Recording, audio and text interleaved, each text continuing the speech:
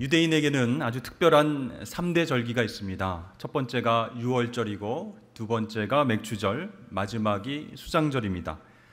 이 3대 절기는 이스라엘 민족의 1년 생활 주기와 관계가 깊다라고 말씀드릴 수 있습니다.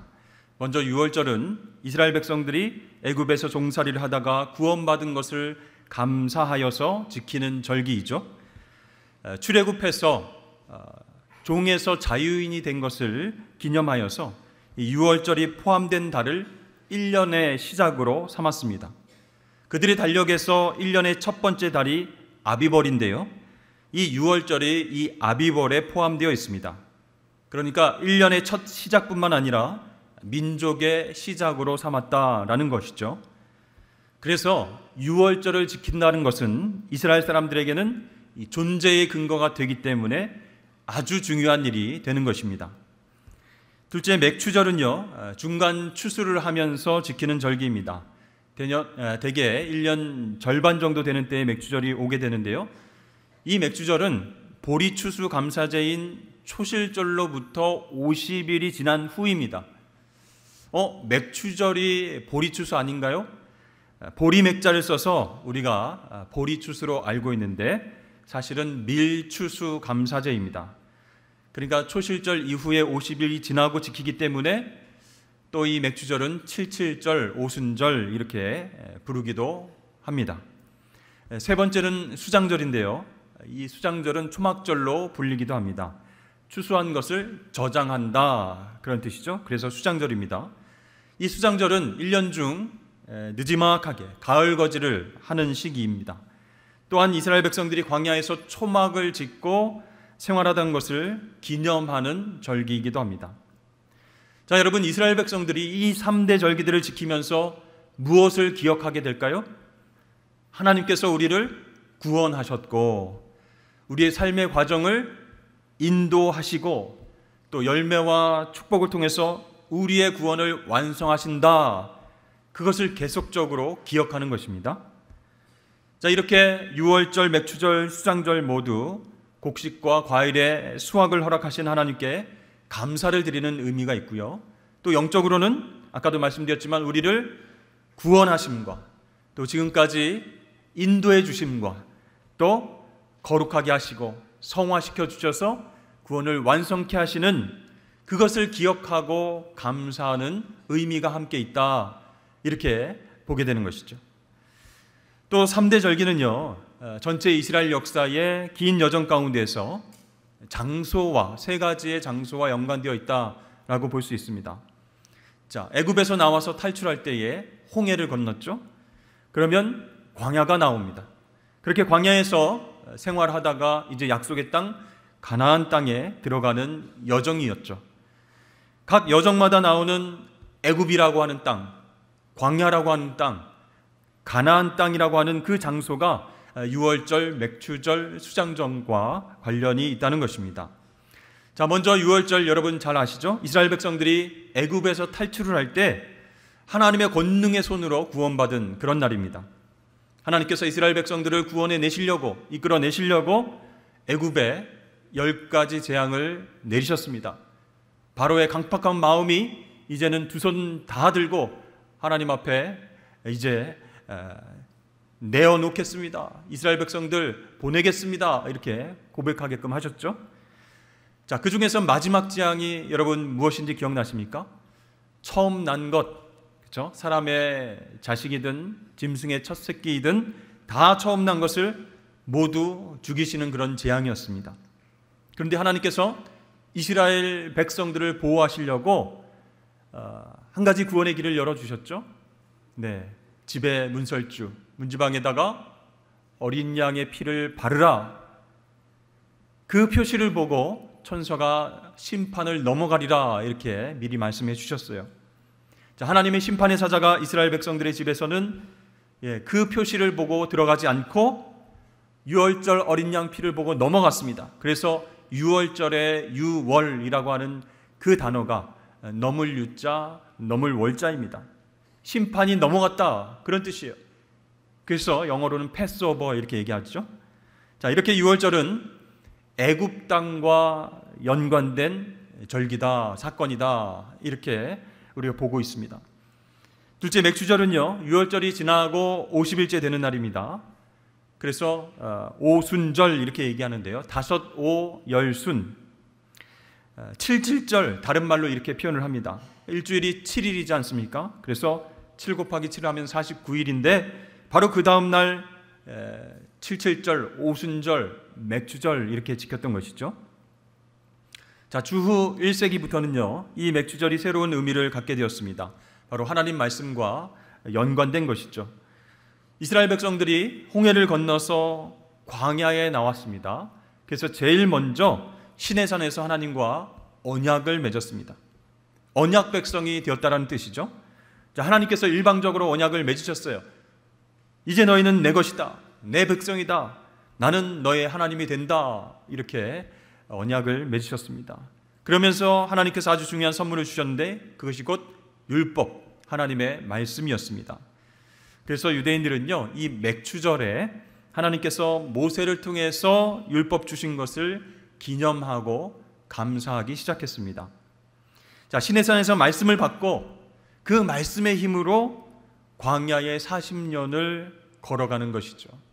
여러분, 하나님의 말씀은 나침반과 같아서 광야 같은 이 세상 속에서 어디로 갈지 알지 못하는 우리들에게 올바른 길로 인도해 주시는 귀한 하나님의 놀라운 능력의 말씀인 줄로 믿습니다.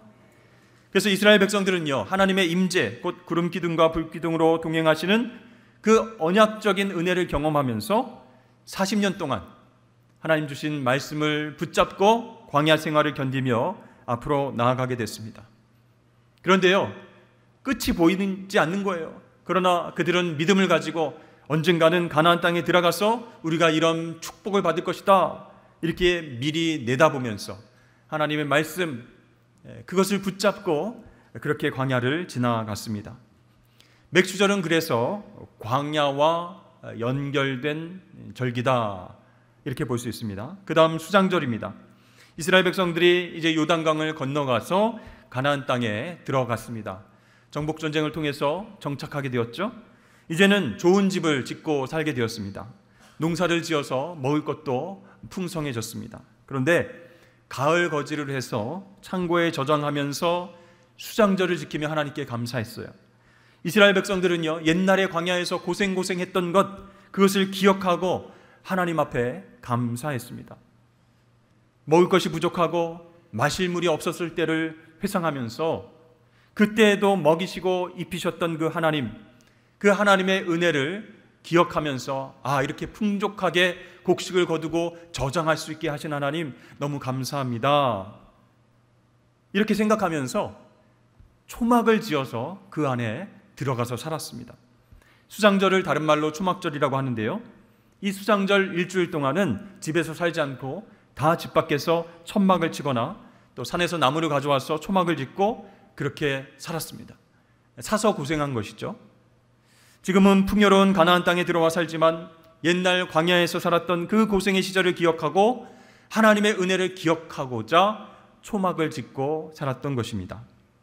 그러나 하나님 은혜로 생존하면서 삶을 이어갔던 때를 기억하면서 감사의 마음을 갖는 것이 너무나 중요한 것을 그들이 깨달아야 되는데 깨닫지 못할 때가 많이 있었어요. 그래서 하나님께서는 이 세 가지의 절기를 지키라 명령하시면서 감사의 마음으로 하나님께 나오기를 원하셨던 것입니다. 이렇게 마지막 수장절은요, 가나안 땅이라고 하는 장소와 연관이 되어 있습니다. 자, 정리하면 유월절이라고 하는 절기는 애굽 땅과 관계가 있고, 맥주절이라고 하는 절기는 광야 땅과 관계가 있고, 수장절이라고 하는 절기는 가나안 땅과 연관된 절기다 생각하시면 되겠습니다. 자, 그렇다면 이 3대 절기 중에서 맥주절, 우리가 오늘 맥주 감사주일로 지키는데요, 이 맥주절은 과연 우리에게 어떤 의미가 있을까요? 자, 예수 믿고 구원받은 우리 하나님의 백성들, 저와 여러분들은 지금 광야 생활을 하고 있다라는 것입니다. 여러분, 원래 광야는요, 사막입니다. 거기에서 농사를 지을 수가 없습니다.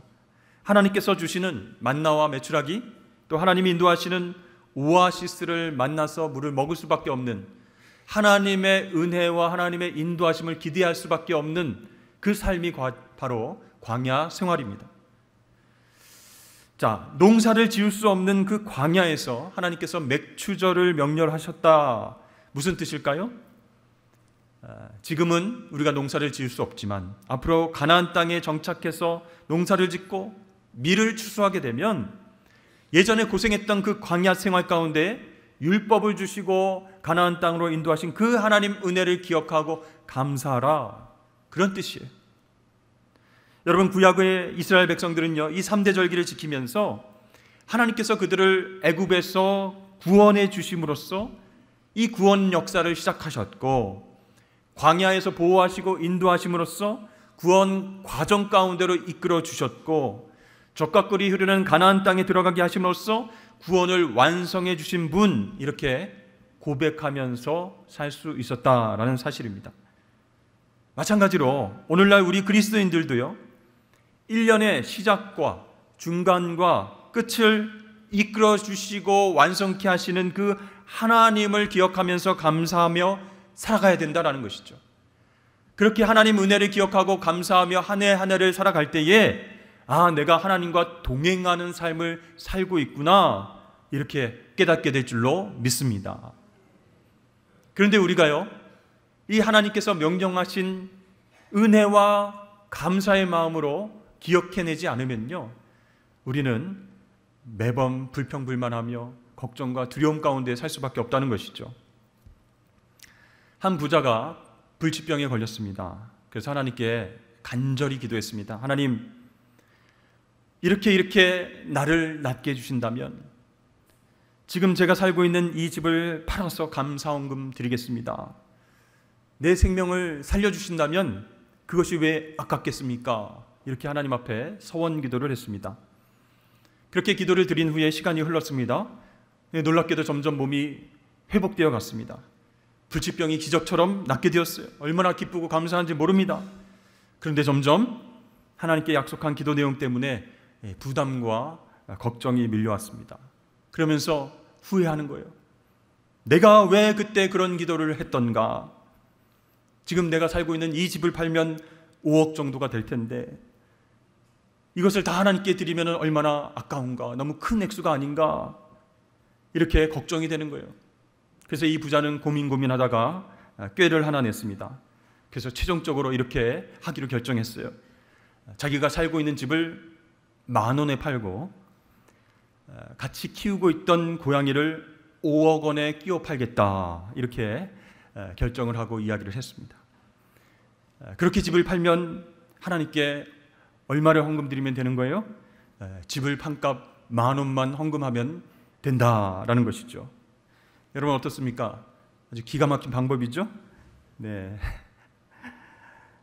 하나님께 했던 약속은 지켜야 되겠고, 큰 돈을 헌금하기는 아깝고, 그래서 이렇게 꾀를 내어서 결정을 했던 것이죠. 이렇게 죽을 병에서 생명을 다시 얻은 부자는요, 결국 감사를 잃게 되었고 하나님과의 관계도 소원해지게 되었다, 그런 이야기입니다. 여러분, 좀 극단적인 이야기일지 모르지만 우리는 왜 이렇게 하나님께 감사하는 것 인색할까요? 죄로 인해서 죽을 수밖에 없는 그 생명을 예수 십자가 은혜로 우리를 구원해 주시지 않았습니까? 광야 같은 삶 속에서도 알아서 살아라 이렇게 말씀하지 않으시고 구름 기둥과 불 기둥으로 인도해 주시고 만나와 메추라기로 먹게 하시는 그 하나님, 광야 훈련을 통해서 하나님 말씀 붙잡고 약속의 땅으로 가게 하시는 그 하나님, 그 살아계신 하나님, 전능하신 하나님께 왜 우리가 감사하지 못하는 것일까요? 우리 삶에 있어서 감사가 인색한 이유, 첫 번째는 바로 우리가 쉽게 은혜를 잊어버리기 때문이다라는 것이죠. 사람은 망각의 동물이라고 이야기를 합니다. 일정 시간이 쭉 지나면요, 어떤 것에 대한 기억이나 감각이 저절로 무뎌지도록 만들어졌다, 이렇게 이야기를 합니다. 그런데 여러분, 이 망각은요, 이성적으로 사고하는 능력이 떨어진다는 그런 뜻은 아닙니다. 자, 하나님께서 우리 인간을 창조하셨을 때 시간이 지나면 힘들고 아픈 그 기억을 잊게 함으로써 정신적으로 안정을 찾도록 그렇게 만드셨어요. 이것이 바로 망각의 힘입니다. 여러 가지 다 기억나게 한다면 얼마나 스트레스 받고 힘들겠습니까? 그래서 하나님이 그렇게 우리를 창조하신 거예요. 이것이 망각의 힘인데요. 그런데 망각하지 말아야 할 것이 하나 있습니다. 그것은 하나님께서 우리 인생 가운데 베푸신 은혜입니다. 힘든 일은요, 시간이 지나면 잊혀지는데 그 순간순간 베풀어 주신 하나님의 은혜마저 잊어버린다면 하나님과의 관계, 하나님과의 사랑도 잃어버리게 된다라는 것입니다. 자, 우리 삶에 감사가 인색한 이유 두 번째는 무엇일까요? 만족함이 없기 때문이다 입니다. 배부른 사자는 사냥을 하지 않는다, 그런 말이 있죠. 사자는요, 먹고 배부르면 옆에 이렇게 동물이 지나가도 거들떠보지도 않습니다. 배부르면 먹기 위한 사냥을 하지 않는다는 것이죠. 그런데 유독 인간만은 먹고 배불러도 또 계속 먹으려고 한다는 것이죠. 요즘 먹방이라든지 그런 영상과 프로가 굉장히 많이 나와 있는데요. 거기에 출연해서 먹는 사람들은 일반 사람들하고는 다른 것 같아요. 먹고 또 먹습니다. 과연 저걸 다 먹을 수 있을까 이렇게 의심했는데 다 먹고 또 먹습니다.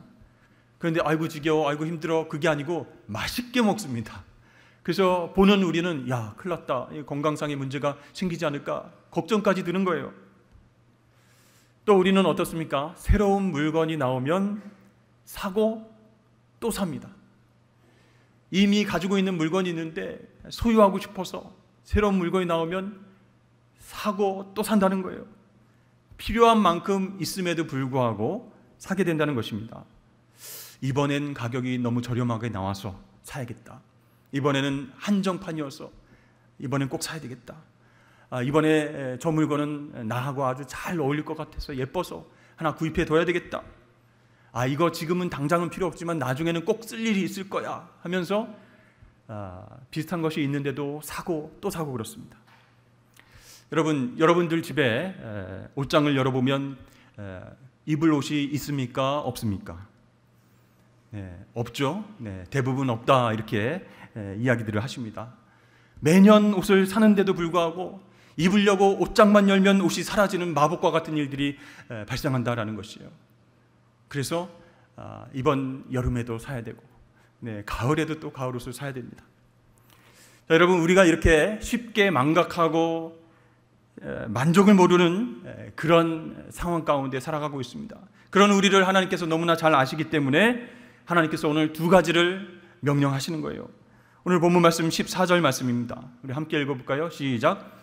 너는 매년 3번 내게 절기를 지킬지니라. 아멘. 첫 번째 명령, 지키라, 이렇게 말씀하셨어요. 자, 하나님께서 보시기에 우리에게 정말 중요하고 꼭 필요한 것이기 때문에 지키라 명령하셨다는 것이죠. 그러면 우리는 순종해야 됩니다. 지켜야 된다는 것이에요. 여러분, 정원은 가꾸고 지키지 않으면 온통 잡초밭이 됩니다. 또 숲을 잘 조성하고 가꾸지 않으면 온통 잡목이 자라는 쓸모없는 산이 되고 만다는 것이죠. 우리 그리스도인의 삶도 마찬가지입니다. 하나님께서 주신 은혜와 복을 잘 관리하려면 말씀대로 순종하면서 지켜야 된다라는 것이에요. 그래서 하나님께서는 항상 은혜를 잊어버리고 만족함이 없이 살아가는 우리들을 잘 아시기 때문에 절기를 지키라 이렇게 명령하셨습니다. 그것을 통해서 하나님의 은혜를 기억하고 감사해야 우리가 건강하고 아름다운 성도의 삶을 살게 될 줄로 믿습니다. 두 번째로 명령하신 것이 있는데요, 17절입니다. 우리 함께 읽겠습니다. 시작. 내 모든 남자는 매년 3번씩 주 여호와께 보일지니라. 아멘. 두 번째 명령, 보일지니라, 이렇게 하나님 명령하셨어요. 집에만 있지 말고 하나님 앞으로 나와야 된다, 그런 말씀이에요. 유대인들은요, 어디에 흩어져 살든지 간에 1년에 3번씩 하나님 앞으로 나와야 했습니다. 성전이 있는 예루살렘까지 와야 했어요. 신약시대 로마 제국이 다스리던 그 넓은 영역에서 유대인들이 흩어져 살다가도 적어도 한 번 이상은 꼭 예루살렘 성전에 와서 예배를 드렸습니다. 그것이 이 유대인들의 정체성이고 하나님 말씀에 순종하는 삶을 살아갈 수 있는 방법이기 때문에 유대인들은 말씀에 순종해서 그렇게 절기를 지키기 위해서 하나님 앞에 보였다라는 것이죠.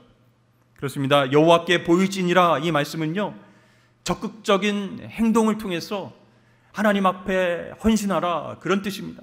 하던 일을 내려놓고 시간을 내고 비용을 들여서 하나님 앞으로 나와서 하나님의 백성들과 함께 예배하고 헌신하라, 그런 명령이다라는 것이죠. 코로나가 이제 많이 해제됐습니다. 그런데 코로나 이후로도 계속해서 집이나 회사에서 영상으로 예배 드리시는 분들이 있습니다. 물론 피치 못할 사정으로 인해서 영상으로 예배 드릴 수밖에 없는 분들이 있습니다. 그러나 공예배에, 현장 예배에 참여하실 수 있음에도 불구하고 영상 예배가 편리하다, 이런 생각으로 계속 나오지 않고 예배 드리시는 분들이 있다는 것이죠. 여러분, 부탁드립니다. 얼굴 좀 보여주십시오. 네. 하나님께 나와서 영과 진리로 예배 드리십시오.